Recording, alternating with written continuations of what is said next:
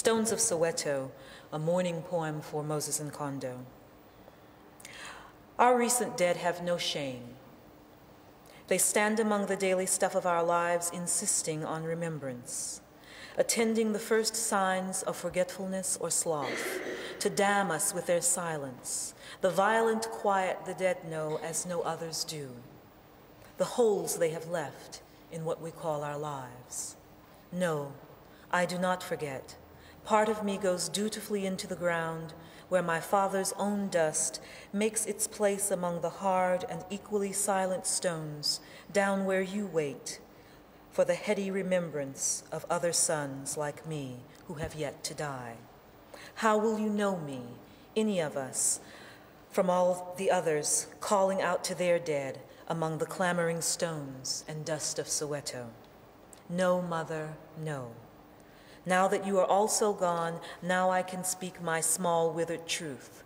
I do not believe in religions, no matter how well grounded in the truths of our marrow, nor in final rest, only the silence that enshrouds us and gives no relief when I call out mother, only memory that is something like prayer. And how will you tell me from among all the other mourners calling out to their dead among the stones of this city? How will I know you are not turning, ever turning to the cries equally resonant, equally late, of other sons, of sons not yours, also folding dark arms upon dark hearts, oceans and oceans away from home? I sit and talk. I sit and write. I walk or drive the streets of New England and New York, and all around me death walks like a loose woman along these city streets. Down south, friends tell me, the catalpa trees bear heavy mottled flowers out of season and in the rain. I am only one man, full of my own little words, and perhaps no great gift as a son. It is true I am silent. It is true I do not weep, or shout, or pray, or curse the lonely fates, but I am only one man, lifetimes away from all I have called home. And my grief when it comes is like a train whistle in the night. If you sleep soundly, you will never know how it came or went, or how many souls it left standing empty-handed along its tracks. And anyway, the night is dark like me, and so soon gone.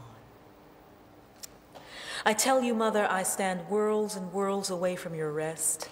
I did not see your face in death, but your living face I have carried in my deepest places all these years. I can even say that once I saw you cry. I walked into your and my father's bedroom only to find you sitting there, pools of tears in your two-cupped palms. Perhaps no. Perhaps it was not like that, nothing like that at all. But that was many years ago. I was a boy, and I had never seen you weep before, nor does it matter why you wept. You wept your tears, I saw them. I must have stood a mute fool some time before I looked away, but that was many years ago. I was a boy. Perhaps you yourself will not even recall. But your living face, mother, I carry in my deepest places. I stand on some anonymous bridge above some body of cold and moving water. I do not smoke cigarettes or carry change, and so have nothing to toss in. From where I stand, I see no reflection save some vast and murky sky. It could be any time of year. I am not cold. I stand and look across the water. It could be any time of year. I could be any man. I am your son nonetheless. I know your name.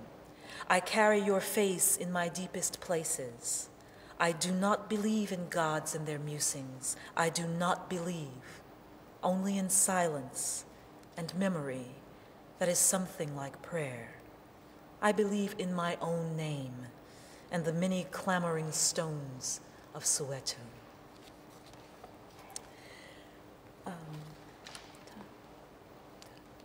I'm going to close with a poem from my grandmother, Alberta. My grandmother, Alberta, worked in a sewing factory here in New Orleans when she was very young. I'll read this, and then there's a short thing that I'll read after. She worked in a sewing factory when she was a young woman. and the women sang in the factory. Alberta, factory poem variation 2. When my grandmother Alberta was a girl, she worked in Solomon's factory, alongside women who stood to stitch men's suits, to hang from the shoulders of white mannequins who would not say thank you for the any number of needles sewn through flesh, to put food on the table, to keep children in school or a husband home, to avoid the indignity of government relief, to protect a mother or a father from the old folks' home. My grandmother Alberta was a girl when she first saw women eating small sandwiches or bread dry long so from the hip pockets of their dresses as they stood sewing because they were given no time for lunch. Women bleeding through triple-layered toweling, afraid to leave their machines the length of time it took to wash and change the wadded cloth between their legs, afraid to lose the pay Solomon's sons doled out at week's end, and more than once a woman who had to go, but not soon enough. A woman sprawled against the white commode, the dark fluid slipping across the floor, and the 2 or 3 other women standing guard against the door, hiding away the solution, quinine and castor oil, to bring on the quick, violent abortion that might let you stagger back to a machine, to stand and stitch together collars and lapels, welt pockets to decorate white mannequins propped up in better stores throughout the southern region. She was a woman with a husband and children by the time she knelt between her own baby sister's knees and caught the nearly full-term moving mass, felt its warm head in her hand before she flushed it down the toilet and wiped between Galina's legs. All kinds of things I saw and did, she said, working in a factory of women. And it was no time before she was promoted to floor walker, freed from the stooping posture of those women who stitched, heads down in silence, or singing across to one another, lyrics spun out above the hum of motors and needles. Often it was the thread cutters whose bottoms bore into the long wooden benches where they squatted gap-kneed more than sat, who tossed out a line and it would come back stretched by the heavier voice of some woman who stood all day, wiping the oil from her fingers into the blackened wood of her upright Atlas machine. Such a woman sent back a line stretched to endurance, altogether seamless against the drone of motors working at full pitch. My grandmother Alberta walked to the boarded spaces between the women. She walked. She kept time.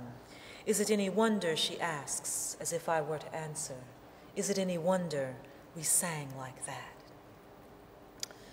A great deal happened the year I was 9, so I suppose I must have been 9 the year my mother, not my grandmother, taught me to embroider.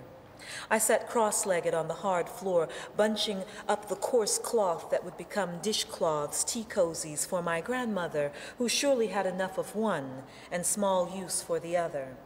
Later, much later, I learned to fashion elaborately flowered pillow slips, dresser scarves, lace edging she loved to store up to show off to relatives foolish enough to visit during the long New Orleans summers. Your mother does a fine stitch, she says, watching me lift, then reset the heavy iron over the face-down designs as I was taught. When I do not look up from my task, she offers at a lower register, sewing is different. No one teaches you to sew. The men who worked the mezzanine, the cutting floor above, looked out across the vast, crowded floor of women, rolled up white shirt sleeves, took white chalk in hand, marking and cutting, men's labor, calling for a certain daring precision, and higher paying, affording short breaks to smoke or eat, to drink RC Cola on the stair landing, to take time to look across the crowded floor of women on the ground level manufacturing blues. We stood together. We worked together.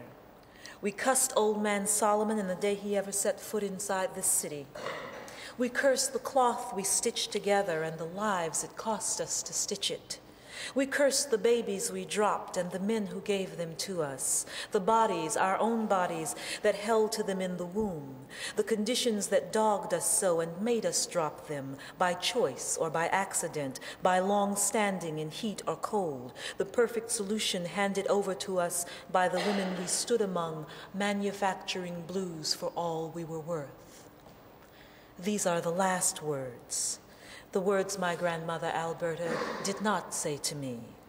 My grandmother Alberta is dead. She cannot speak to me further of her youth among those women, her and her baby sister, down on the ground level among their upright Atlas machines.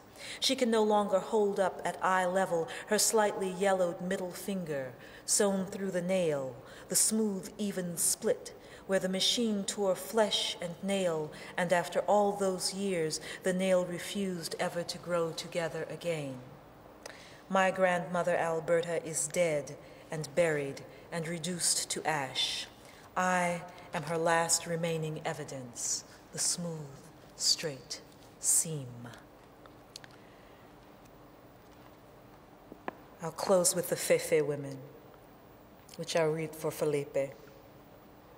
And I am dangerous now. I have seen the Fefe women coming out a long ways in the distance. Their feet are telling all the lives you could not ever bear to know.